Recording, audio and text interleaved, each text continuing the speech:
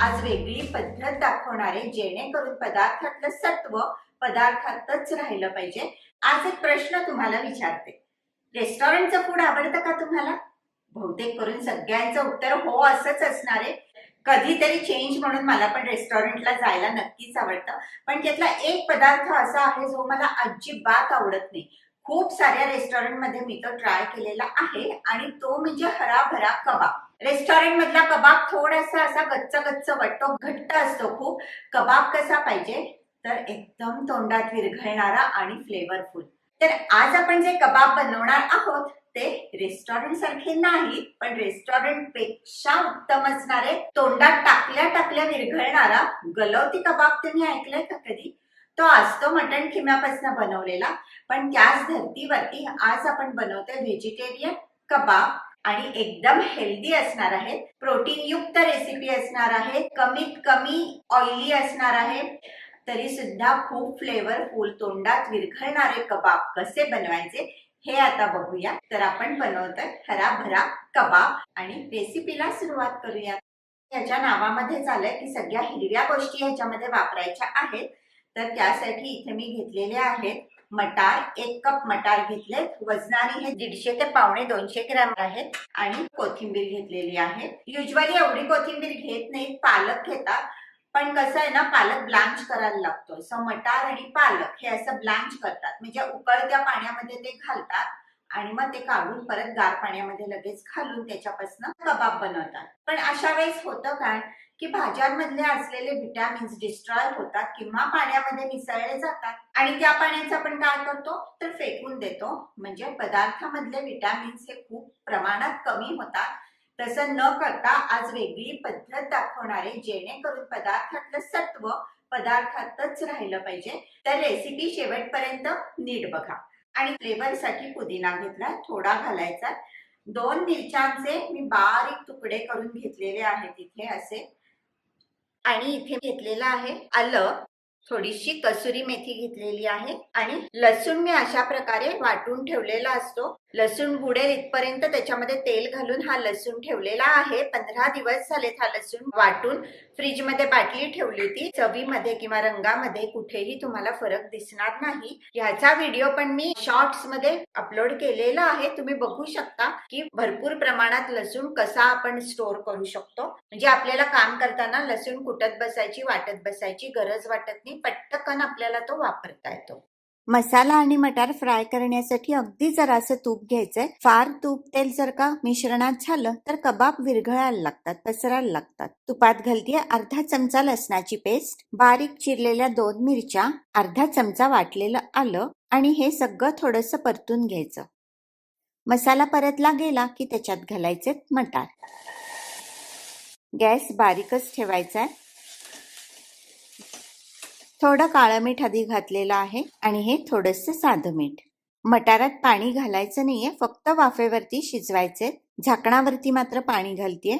झाकणावर असं पाणी घातलं की त्या पाण्याच्या गारव्याने पातेल्यात तयार झालेल्या वाफेचं परत पाण्यात रूपांतर होऊन ती मटारात पडते, आणि मटार छान शिजतात। शिवाय मटार पातेल्याला खाली लागत पण नाही। आणि आता मटार शिजतात तोवर आपण कबाब बरोबर सर्व करण्यासाठी पुदिन्याची मस्त हिरवीगार चटकदार चटणी बनवून घेऊयात। इथे पुदिना स्वच्छ धुवून घेतलाय। 1 बोल कोथिंबिरीसाठी पाव बोलच पुदिना घेतलाय। 3 हिरव्या मिरच्या घेतल्यात, तिखटाच्या आवडीप्रमाणे तुम्ही मिरच्या कमी जास्त घेऊ शकता। कांद्याचे अगदी 4-5 तुकडे चटणीत घालायचे। लसणाच्या 4 पाकळ्या घेतल्या, 1 इंच आलं, आणि 1 टीस्पून फुटाण्याचं डाळं घेतलंय। डाळ्यामुळे चटणी एकजीव आणि दाट होते। थोडंसं घालतीये काला नमक, आणि थोडं साधं पांढरं मीठ। 1 चमचा जिरं भाजून घेतलंय, तर हे गेलं जिरं।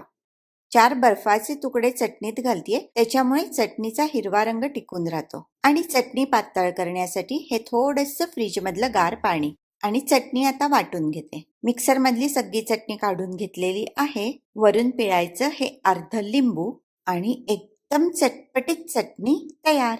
ही चटणी जराशी पातळ चांगली लागते, त्यामुळे मिक्सर मधनं मी पाणी काढून घेतलं होतं ते चटणीत घालते। आता चटणीची कन्सिस्टन्सी एकदम परफेक्ट। चटणीमध्ये मी साखर घातली नाहीये, पण आवडत असेल तर तुम्ही घालू शकता। फ्रीज मध्ये ठेवली की 2 दिवस ही चटणी छान टिकते, काळी पडत नाही। आता कबाबसाठी लागणारा मसाला पण बनवून घेऊ. घेतलेत पाव टीस्पून मिरे, अर्धा टीस्पून जिरं, एक मसाला वेलदोडा आणि 2 साधे वेलदोडे घेतले. युजली याच्यामध्ये जायपत्री घालतात, पण माझ्याकडे जायपत्री नाहीये म्हणून नंतर थोडंसं जायफळ घालणार आहे. कमीत कमी तेल तूप वापरतोय, त्यामुळे हे मसाले ड्राय रोस्टच करून घेते. मस्त तडतड आवाज येतोय. परतून झालेले आहेत मसाले. गॅस बंद करायचा आणि मिक्सरमधनं बारीक वाटून घ्यायचे. मला वाटतं मसाला वेलदोडा अर्धा पुरेसा होईल, कारण हा पण जरा स्ट्रॉंग असतो. भाजल्यानंतर चिमट्याच्या साह्याने आरामात तुटतो, तर असा मी अर्धा करून घेतला आणि अर्ध्या वेलदोड्यातलेच दाणे मसाल्यात वापरते. आणि आता हे सगळं छान बारीक वाटून घ्यायचं. तसंच बाइंडिंगसाठी आपल्याला लागणारे बेसन फार प्रमाणात घातलं की कबाब घट्ट होतात, त्यामुळे कमीत कमी बेसन वापरणारे. हे सगळं बेसन भाजून घेते. जेवढं लागेल तेवढंच चमच्याच्या मापाने आपण हे बेसन घालूया. घालताना मी सांगते किती चमचे बेसन लागलं ते. बेसन पण ड्राय रोस्ट करून घ्यायचं. तेलाचा वापर शक्यतोवर आपण टाळणार आहोत. मध्यम गॅसवर खमंग भाजायचं बेसन. वाह, मस्त वास सुटलाय बेसनाचा. आणि आता गॅस करते बंद. मटार शिजलेत का बघूयात.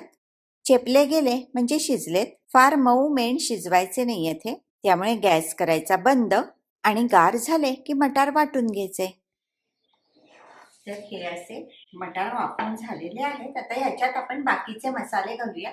जे मसाले आपण भाजून वाटलेले आहेत ते पण घालते. तर हे मसाले आता गेले मटारात.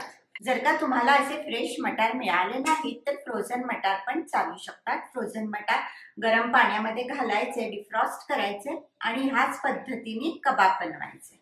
आता मसाल्यासकट हे मटार मिक्सरमध्ये घालते आणि वाटून घेते.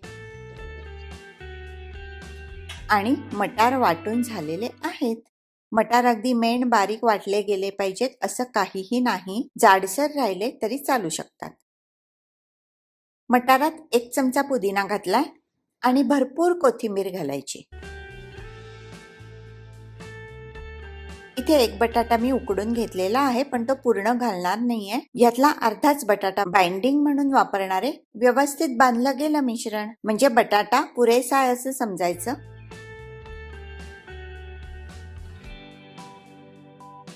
तर हा असा एवढा बटाटा घातलेला आहे. जायफळ घालते. जायपत्रीच्या ऐवजी जायफळ घालतोय. तुमच्याकडे जायपत्री असेल तर 2-3 जायपत्रीच्या काड्या मसाला वाटताना त्याच्यामध्ये घाला. पाव चमचा घालतीये चाट मसाला. आणि आता हे सगळं छान कालवायचं आणि लागेल तेवढंच बेसन घालायचं. चांगले बाइंड होतात.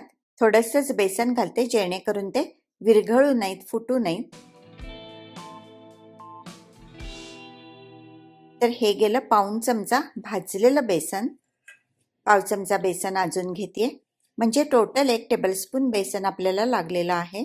मला वाटतं एवढं बेसन पुरे होईल. ही गेली थोडीशी कसुरी मेथी. लिंबाशिवाय काही मजा नाही. थोडंसं लिंबू पिळतेय.